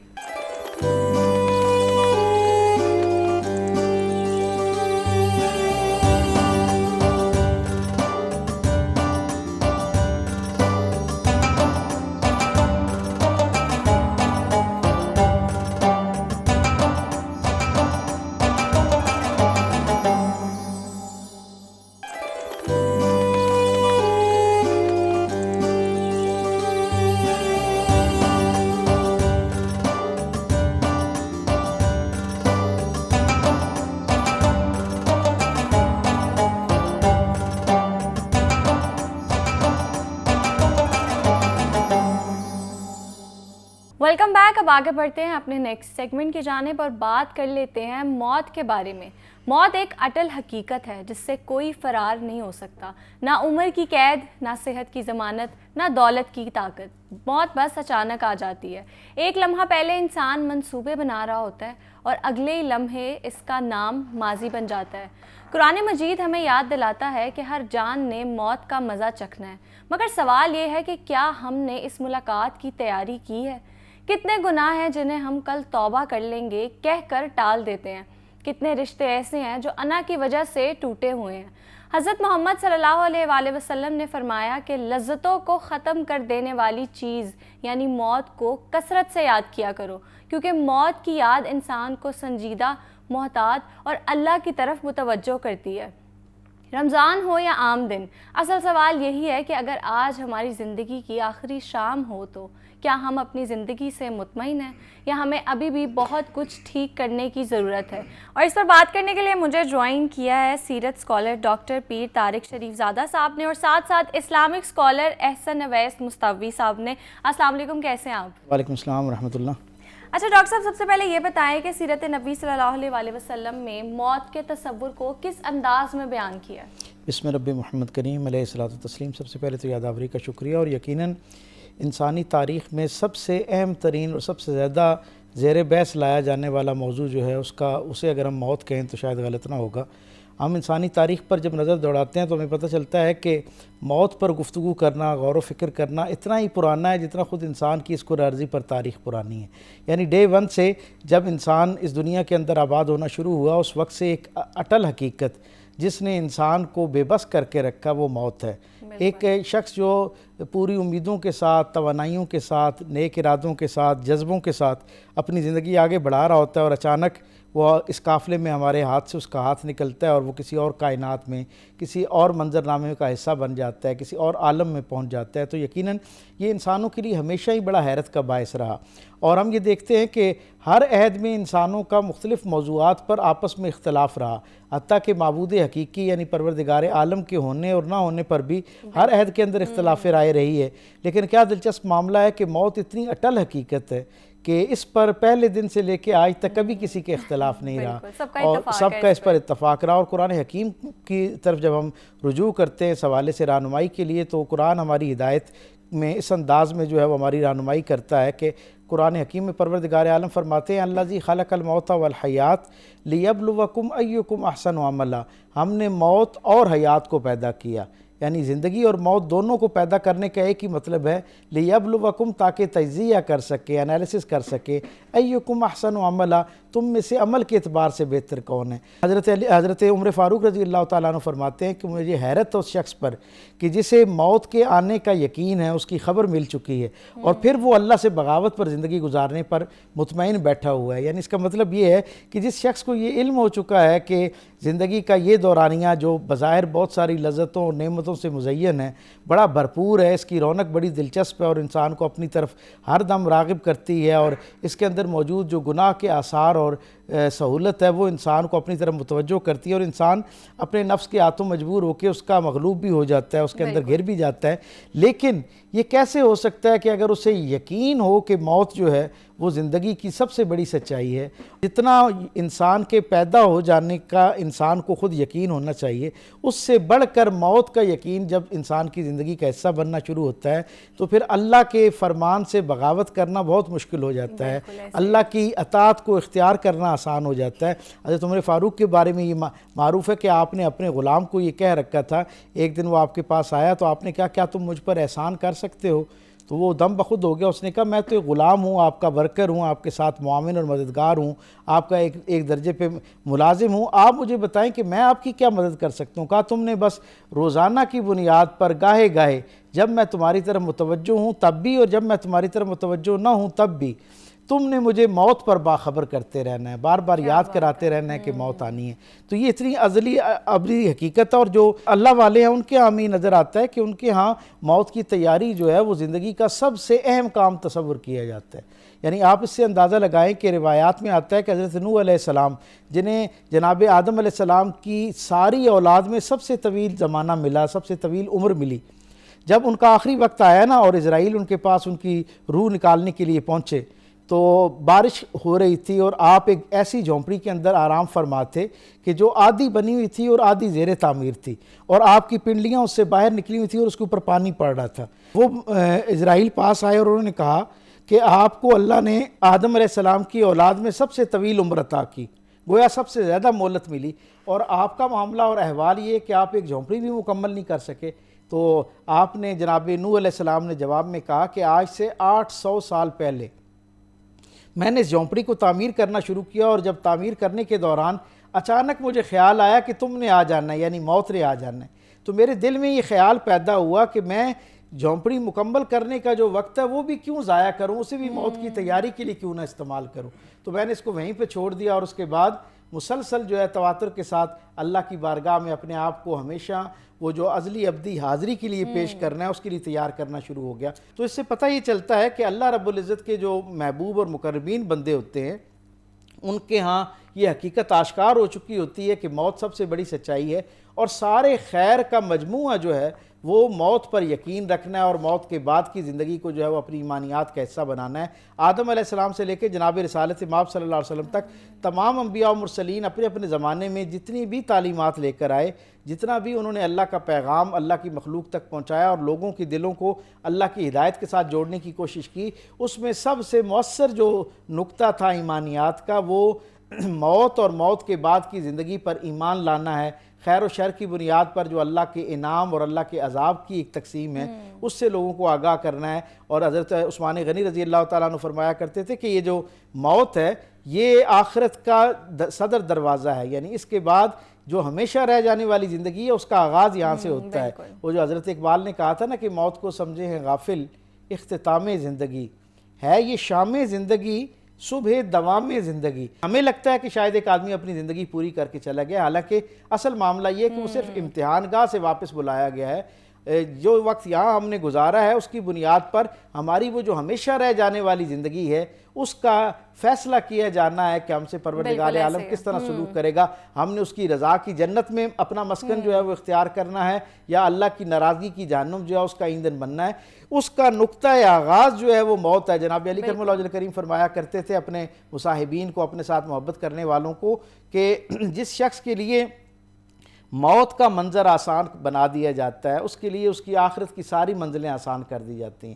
اور آپ یہ فرمایا کرتے تھے کہ یہ جو موت کا معاملہ ہے انسان کی زندگی میں، یہ یعنی اس میں بظاہر لوگوں کو یہ لگتا ہے کہ ایک شخص کی آنکھ بند ہو گئی ہے، لیکن آپ فرماتے ہیں کہ انسان کی حقیقی آنکھ کھلتی اس وقت ہے جس وقت اس پر موت وارد ہوتی ہے۔ اب ہر آدمی پر موت ایک جیسی نہیں ہوتی۔ بس ایک فکرہ اور عرض کرتا چلوں، ہر آدمی پر موت کا معاملہ ایک جیسا نہیں ہے۔ یہ طے ہے، پروردگار عالم نے قرآن حکیم میں واضح الفاظ میں کہہ دیا ہے کل نفس ذائقۃ الموت، ہر ذی روح کو جو ہے وہ موت کا ذائقہ چکھنا ہے۔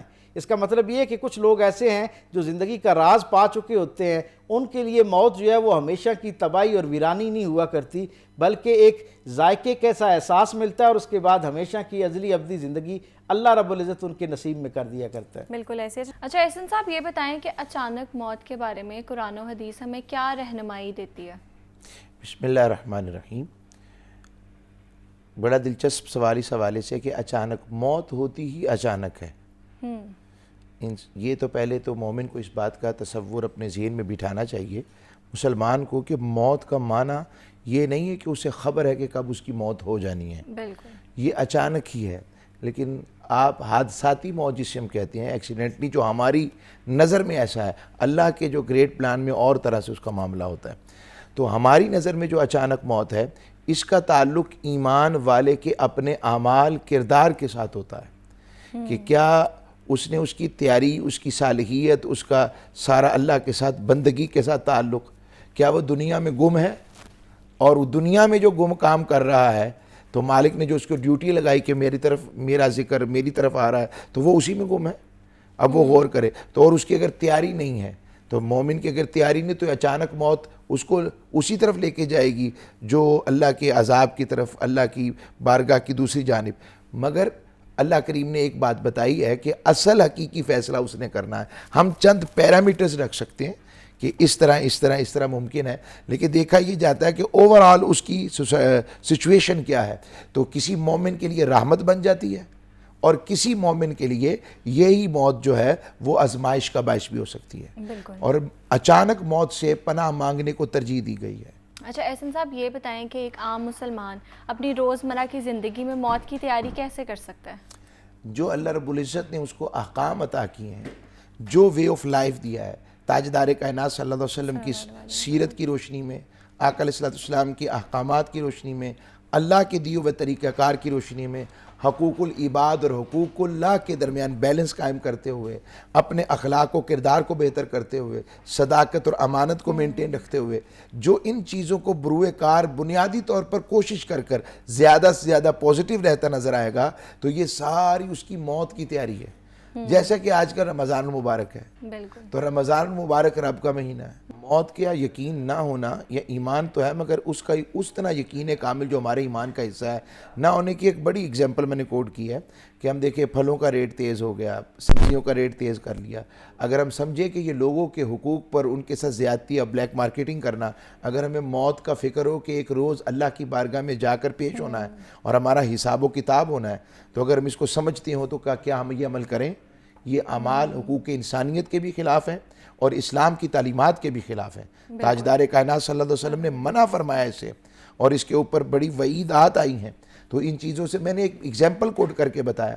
اسی طرح آپ ہر زندگی کے ہر معاملے میں دیتے جائیں، اگر آپ کی تیاری کا میٹر پازیٹیو ہے، جو اللہ کے احکام کے مطابق ہے، جو لمیٹیشنز اللہ آلمائٹی نے ہمیں دی ہیں اور اس کے محبوب علیہ السلام کی بارگاہ سے جو چیزیں جیسے کمانڈمنٹس آئی ہیں، اگر ہم اس کے فالوشپ میں ہیں، اطاعت میں ہیں، تو اس کا مطلب اپنی تیاری کے اندر ہے. بائی نہیں جیسے آپ پیپر کی تیاری میں ہوتے ہیں، تو اگر آپ کا سلیبس تیار نہیں ہے تو آپ کبھی بھی پاس نہیں ہو سکیں گے، اور اگر آپ کا سلیبس تیار ہے اچھے طریقے سے تو آپ کو یقین ہے کہ انشاءاللہ میں فیل نہیں ہوں گا.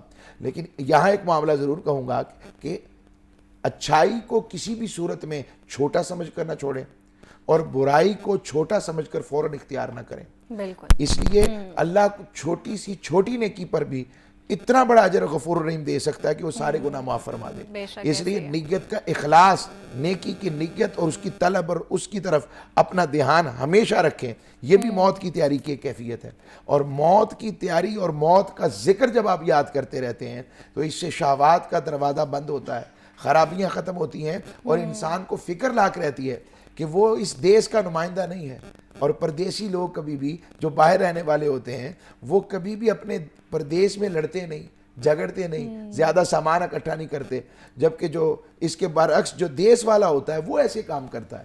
اس لیے اس بات کو، موت کی حقیقت کو سمجھتے ہوئے اس کی تیاری کو ہمیشہ پیش نظر رکھنا یہ مومن کا شیوا ہے. بالکل ایسے ہی ہے. ڈاکٹر صاحب یہ بتائیں کہ صحابہ اکرام کی اچانک وفات پر نبی کریم صلی اللہ علیہ وسلم نے کیسے رہنمائی فرمائی؟ سرکار دو عالم صلی اللہ علیہ وسلم کی جتنی بھی خطبات کی تفصیل سیرت میں ہم تک پہنچتی ہے، حتیٰ کہ خطبات کے علاوہ جو مکالمہ بھی سرکار دو عالم صلی اللہ علیہ وسلم کا نصیحت کی شکل میں ہم تک پہنچتا ہے، اس کا 1/3 سے زیادہ حصہ، 1/3 سے زیادہ حصہ جو ہے وہ موت پر آگاہ کرنا ہے، اس پر خبرگیر کرنے سے جو ہے وہ جڑا ہوا ہے. اور جب صحابہ کرام کو سرکار دو عالم صلی اللہ علیہ وسلم موت کے بارے میں آگاہ کرتے، اس کی مشقتیں اور اس منزل سے آگے کی جو منزلیں ہیں ان کے تقاضوں کے بارے میں آگاہ کرتے، خبرگیر کرتے، تو اصحاب رسول کہتے ہیں کہ ہمیں یوں محسوس ہوتا گویا ہم موت کے مرحلے سے گزرتے ہوئے اپنے آپ کو محسوس کر رہے ہیں. اور پھر وہ کہتے ہیں کہ جب سرکار دو عالم صلی اللہ علیہ وسلم اللہ کا موت کے بعد جو بندے کے ساتھ معاملہ ہے اس کی نافرمانی کی وجہ سے جلال والا، ناراضگی والا، ہمیں وہ جب بیان کیا جاتا تو ہمیں یوں لگتا اور ہم دل سے ایک حسرت کے ساتھ دعا کرتے کہ کاش ہم انسان ہی نہ ہوتے کہ اللہ کے سامنے ہمیں حساب کتاب دینا پڑتا اور جواب دہی دینا پڑتی. لیکن کہتے ہیں کہ جب سرکار دو عالم صلی اللہ علیہ وسلم اللہ کے مقربین اور فرما بردار بندوں کے بارے میں، اللہ کے انعامات کے بارے میں تذکرہ کرتے کہ یہ موت ایک لمحے کی، ایک ہچکی کا سفر ہے، اور اس کے فوراً بعد اللہ کی نعمتیں، نہ ختم ہونے والی نعمتوں کی ایک دنیا تم پر کھلنے جا رہی ہے. جب سرکار دو عالم اس راحت افزا منظرنامے کو ہمارے سامنے آشکار کرتے تو ہمیں زندگی سے موت زیادہ خوشنما اور پیاری لگنا شروع ہو جاتی، اور ہمیں زندگی جو ہے وہ ایک قید خانے کے طور پر لگتی کہ کون سا وہ وقت ہو جب ہم اس امتحان گاہ سے نکلیں، اپنا امتحان مکمل کریں، اور یہاں سے کامیابی کی سند لیتے ہوئے، موت کی پل سے گزرتے ہوئے اللہ کی ہمیشہ رہ جانے والی جو نعمتوں کی جنت ہے اس کے حقدار قرار پائیں. صحابہ کرام کے ہاں رسول اللہ صلی اللہ علیہ وسلم کی نسبت اور تعلق سے وہ جب حضور کے جانے کے بعد بھی حضور کا تذکرہ کرتے تو اس میں ایک بڑا حوالہ हुजूर ने जो मौत पर लोगों को आगाह किया था उसके हवाले से बयान किया जाता, और जब सरकार दो आलम सल्लल्लाहु अलैहि वसल्लम तक कोई ख़बर पहुंचती कि किसी सहाबी का आखिरी वक्त आ गया है, तो करीम आका सल्लल्लाहु अलैहि वसल्लम कमाल शफ़क़त व मेहरबानी करते हुए अपने उस सहाबी के पास पहुंच जाते। वो घर पे होता, मकान पे होता, सफ़र में होता, सरकार दो आलम कोशिश करते कि उसके पास पहुंच जाए, और फिर उस लम्हे में पहले उसे जो है वो उम्मीद दिलाते, और जब देखते कि उसका सफ़र आखिरत शुरू हुआ चाहता है तो करीम आका सल्लल्लाहु अलैहि वसल्लम उसके लिए परवरदिगार आलम से आसानियों की दुआ फरमाया करते, और उसे तलकीन फरमाते कि जब तूने अपने रब के सामने पेश होना है तो उसकी तौहीद और मेरी रिसालत पर गवाही पेश करनी है। तेरे लिए ये अमल जो है, यानी ये ऐलान जो है, वो मौत को जो है वो आसान बना देगा। और फिर वो बड़ी मारूफ हदीस है सरकार दो आलम की सीरत से हम तक पहुँचता है कि कबीला बनु सलैम का एक नौजवान जो है उसको जाँकुनी का मरहला था, सरकार दो आलम को खबर हुई, हुजूर वहाँ पहुँचे, तो जब सरकार दो आलम सल्लल्लाहु अलैहि वसल्लम कमरे के अंदर दाखिल हुए ना, तो आका करीम सल्लल्लाहु अलैहि वसल्लम एक लम्हे के लिए खामोश हो गए और रुक गए, और जैसे दम बखुद होते हैं इस तरह हुजूर साइलेंट हो गए। तो असहाब एकदम फिक्रमंद हुए कि हुजूर की इस कैफियत का क्या मतलब है। तो सरकार ने बाद में फरमाया कि जब मैंने स्टेप इन किया तो मैंने देखा कि मेरे साथ साथ मेरे पीछे पीछे इज़राइल जो हैं वो भी इस कमरे के अंदर दाखिल हुए, और उन्होंने मेरे इस नौजवान सहाबी के पाँव से रूह को निकालना शुरू किया। वो कहते हैं जब पाँव से रूह निकालना शुरू की तो मेरा ये जो सहाबी था इसके जिस्म के अंदर एक अजीब तरह का लर्ज़ा तारी हुआ, और मुझे यूँ लगा कि इसकी मुशक्क़त जो है वो शायद इसके लिए बर्दाश्त करना मुश्किल हो जाएगी।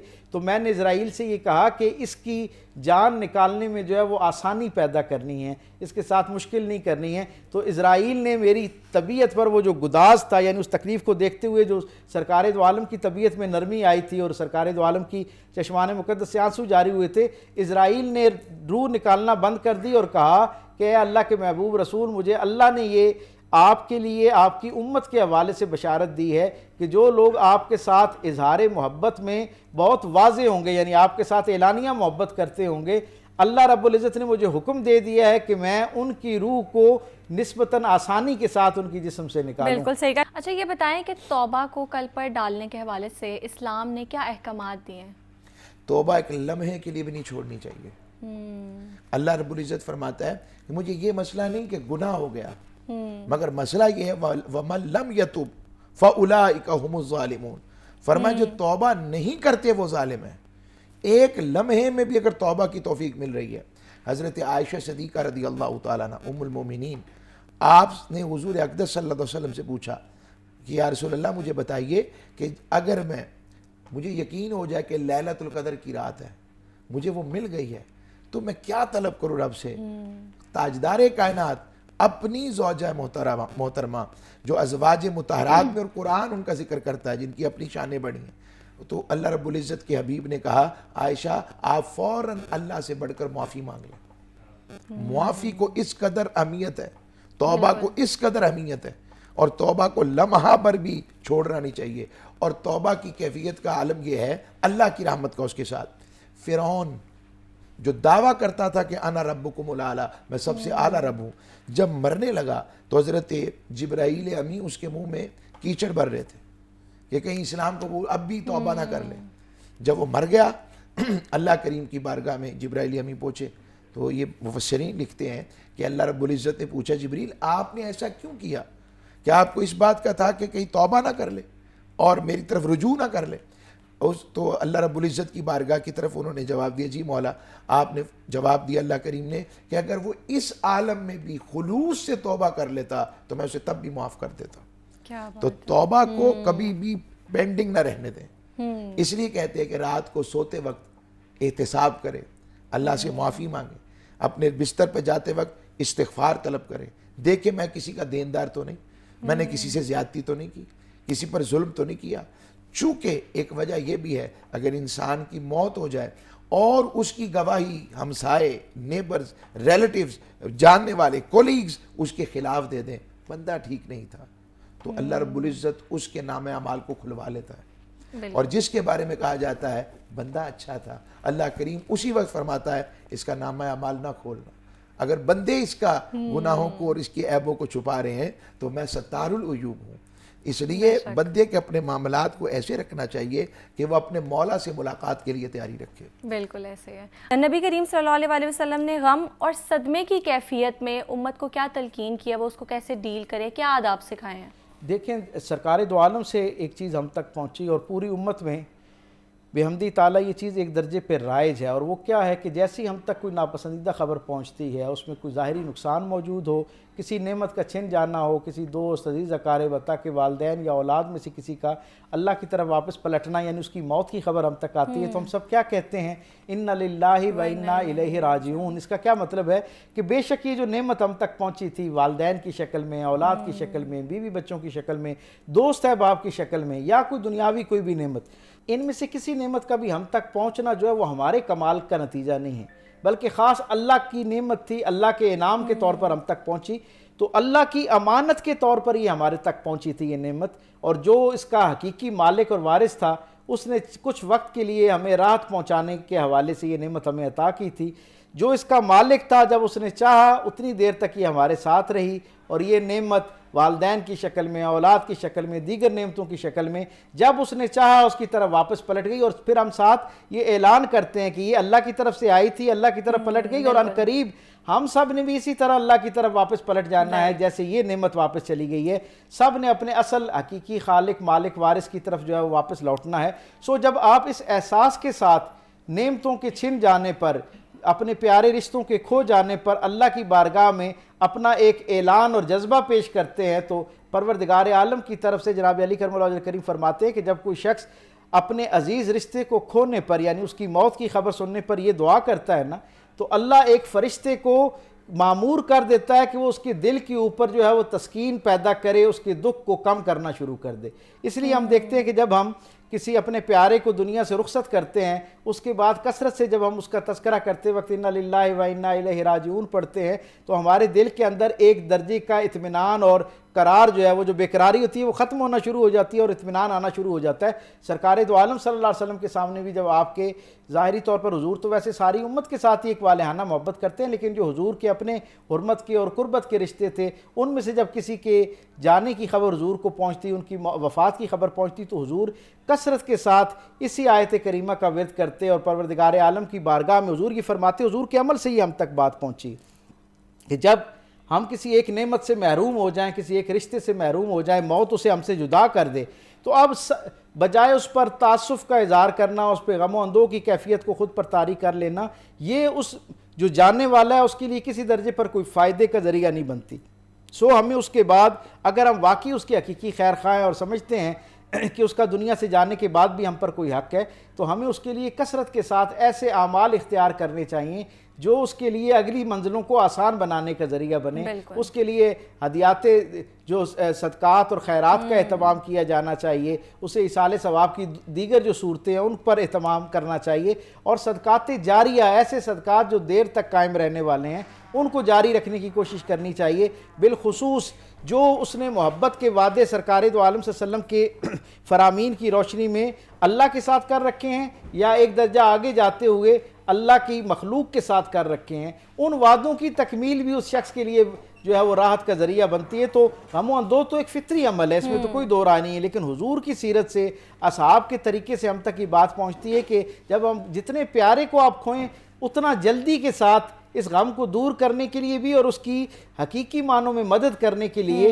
خیر کے راستے اور ذرائع اپنائے جائیں، تاکہ اس شخص کے لیے آگے کا سفر جو ہے وہ آسان ہو جائے اور آپ کے لیے غم و اندوہ کی کیفیت کو کم کرنے کا باعث. اچھا یہ بتائیں کہ قبر اور آخرت کی تیاری کے لیے کون سے اعمال ضروری ہیں؟ اس میں عبادات کا چیپٹر ہے، پھر اخلاقیات اور معاملات کا چیپٹر ہے، پھر اس کے اندر خلوص نیت، 3 چیزیں ہیں. اگر آپ ان چیزوں کو اختیار کریں گے، اسلام نے ذوق رکھا ہے آپ کے مطابق، مثلا کچھ چیزیں فرائض میں رکھی ہیں، کچھ مستحبات میں رکھی ہیں، مگر ذوق کے مطابق. مثلا کسی کو ویلفیئر کا شوق ہے تو وہ فرائض کے ساتھ ساتھ اگر ویلفیئر کی طرف زیادہ توجہ دے رہا ہے، یہ نیک اعمال ہے. کسی کو علم دینے کا شوق ہے، وہ فرائض کے ساتھ ساتھ نماز، روزہ، زکوٰۃ، حج اور اخلاقیات کے بنیادی چیزوں کو، مورل ویلیوز کو پورا کرتا ہے اسلامی کمانڈمنٹس کے مطابق، تو وہ اپنے آپ کو اس کے لیے تیار رکھ رہا ہے. وہ کسی سے زیادتی نہیں کرتا, کسی پر ظلم نہیں کرتا, کسی کا حق نہیں مار رہا. یہ ساری چیزیں اس کے اعمال ایسے ہیں. اب اس میں کچھ اسپیسیفائی نہیں ہے تو اتنے زیادہ نفل پڑھتا ہو, اتنے پارے پڑھتا ہوگا, اتنے یہ چیزیں کرتا ہوگا تو اس کا یہ سب کچھ ہوگا, ایسا نہیں ہے. جبکہ اس کے برعکس اگر وہ نیگیٹیوٹی کی طرف جائے گا اور برے اعمال کی طرف جائے گا, ڈس آنیسٹ ہوگا, بد دیانت ہوگا, اللہ کی بندگی میں غفلت جان بوجھ کر کرنے والا ہوگا اور موت کی تیاری کو اپنے ساتھ مینیج نہیں کرے گا, تو یہ بالکل اس کے الٹ چلا جائے گا. تو یہ اعمال صالحہ کی لسٹ اسوہ رسول کے مطابق ہے. اور یہ میں پھر دوبارہ دہرا رہا ہوں, اس کے لیے کوئی خاص ورد وظیفے نہیں ہیں کہ صرف وظائف اتنی دفعہ یہ پڑھ. وہ برکات اپنی جگہ موجود ہیں, مگر وظیفے کے اوپر ہی سمجھ لینا, اعمال کو اس طرف نہ لے جانا. اسلام جو ہے وہ بیسیکلی ریئلٹی کے اوپر دین ہے, بالکل یہ نیچرل ریلیجن ہے. تو ہمیں اس نیچر کے اس قوانین کو اللہ رسول کی اتباع کے مطابق اس کو فالو کرنا. اچھا یہ بتائیں کہ اچانک موت کی صورت میں لواحقین کے لیے صبر اور اجر کے لیے کیا تعلیمات ہیں؟ اچانک موت آقا صلی اللہ علیہ وسلم نے اس دور کے لیے اسپیشل فرمایا جب قیامت کے دور ایسا آئے گا جب اچانک موتیں بڑھ جائیں گی, اچانک اٹیک کا جیسے سوتے ہوئے موت ہو جانا. اور یہ بھی بتا دوں کہ اور ان کے لیے اجر کا یہ ہے کہ ان کے لیے وہی اجر ہے جو صبر کرنے والے کے لیے ہے. وَإِذَا أَصَابَتْهُمْ مُصِيبَةٌ قَالُوا إِنَّا لِلَّهِ وَإِنَّا إِلَيْهِ رَاجِعُونَ, کہ بے شک ہم اللہ کے لیے ہیں اور ہم سب کو اسی کی طرف لوٹ کر جانا ہے. اور ایک یہاں پر میں دوں گا کہ اگر کسی کے نابالغ بچہ دنیا سے چلا جاتا ہے تو حدیث میں آتا ہے اللہ کریم فرشتوں سے پوچھتا ہے کہاں سے آئے؟ وہ کہتے ہیں مولا تیرے بندے کا پھل لے کر آئے ہیں. اللہ کریم پوچھتے ہیں اس کی کیفیت کیا تھی؟ مالک وہ تجھ سے راضی تھا, کہہ رہا تھا انا للہ و انا الیہ راجعون. اللہ فرماتا ہے اس کے نام کا جنت میں گھر بنا دو. سبحان اللہ. یہ اجر دیا جا رہا ہے. تو اجر میں اور اس کے صبر کا معنی یہ ہے کہ وہ طریقہ کا اختیار کیا جو تاجدار کائنات نے کیا. حضور کے شہزادے حضرت ابراہیم رضی اللہ تعالیٰ علیہ السلام, حضور کے ہاتھوں میں ان کا وصال ہو رہا ہے. اب تاجدار کائنات صلی اللہ علیہ وسلم کی آنکھوں سے آنسو جاری ہیں. صحابہ نے پوچھا یا رسول اللہ یہ آنسو کیسے ہیں؟ فرمایا ہم کوئی ایسی بات نہیں کرتے جو اللہ کی بارگاہ میں شکوہ بنے, مگر یہ آنسو یہ ابراہیم کی محبت کا حق ہے.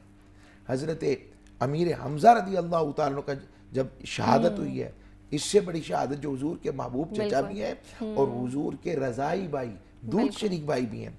آقا علیہ السلام اتنا روئے, تو رونا اس میں صبر کے خلاف نہیں, اس کے آگے جو چیزیں ہیں ایسے جملے کہہ دینا جو اللہ رب العزت کی شان کے خلاف ہیں کہ میرا ہی گھر ملا تھا, میں ہی رہ گیا تھا, یہ جملے منع ہیں. یہ ہے ناشکری, اور یہ جملے آپ کو بہت خطرناک عقیدے کے نتائج میں عقیدہ خراب کر سکتے ہیں, اور لوگ بہت زیادہ استعمال بھی نہیں کرتے ہیں کرنے چاہیے یہ جملے. رونے پہ کوئی عرض نہیں, تڑپ جانا, آہو بکا ہو جانا. عرض کر رہا ہوں تو آقا علیہ السلام نے تسلی دل کے لیے 70 کے قریب شہداء تھے احد کے, تو 71 مرتبہ حضرت حمزہ کا جنازہ پڑا. تو یہ ایک طریقہ کار ان کے لیے کثرت سے عبادات کرنا. اصل میں تو رشتے اس نے بنائے تھے, پیدا تو اس نے کیا تھا, یہ محبت بھی اس نے ڈالی ہے, تو بندہ اس کی طرف رجوع کیوں نہ کرے اور اسی کی طرف کیوں نہ پلٹے. اور یہ موقع ہوتا ہے کہ انسان اپنے رب سے تعلق قائم کرتا ہے اور اپنے مولا کی طرف پلٹتا ہے کہ سارے رشتے تو تیرے ہیں, سارا کچھ تو نے دیا ہے, اور ہم بھی تیری طرف آنے والے ہیں, ہم تیری طرف لوٹنے والے ہیں. یہ وہ فلسفہ ہے جو مومن اور ایمان والے کے لیے ہے, تو پھر وہ موت کے لیے خود کو تیار رکھتا ہے. اس کے لواحقین کو سمجھ آ جاتی ہے یہ کیسا ہے.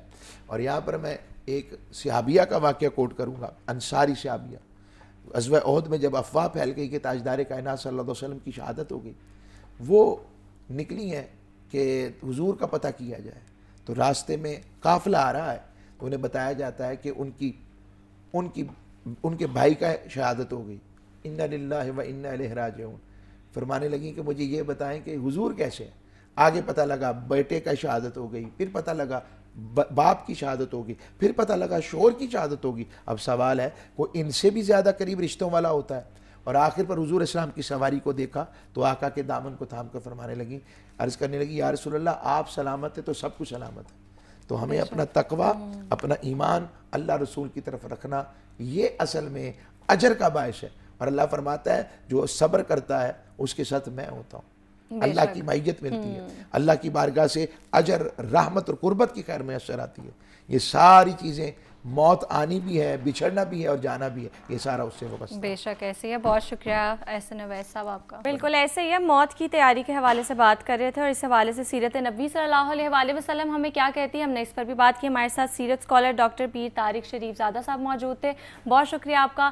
سو all right, that's it for today. اپنا بہت زیادہ خیال رکھیے گا, ملتے ہیں کل انشاءاللہ. اللہ حافظ. اور جاتے جاتے ایک نعت سنتے جائیے. مدینے سے بلاوا آ رہا ہے, مدینے سے بلاوا آ رہا ہے, میرا دل مجھ سے پہلے جا رہا ہے, میرا دل مجھ سے پہلے جا رہا ہے. یہاں مرضی نہیں چلتی کسی کی, یہاں مرضی نہیں چلتی کسی کی, مدینے والا یہ بلوا رہا ہے, مدینے والا یہ بلوا رہا ہے. یہ چکی سیدہ کی چل رہی ہے, یہ چکی سیدہ کی چل رہی ہے, زمانہ جتنا لنگر کھا رہا ہے, زمانہ جتنا لنگر کھا رہا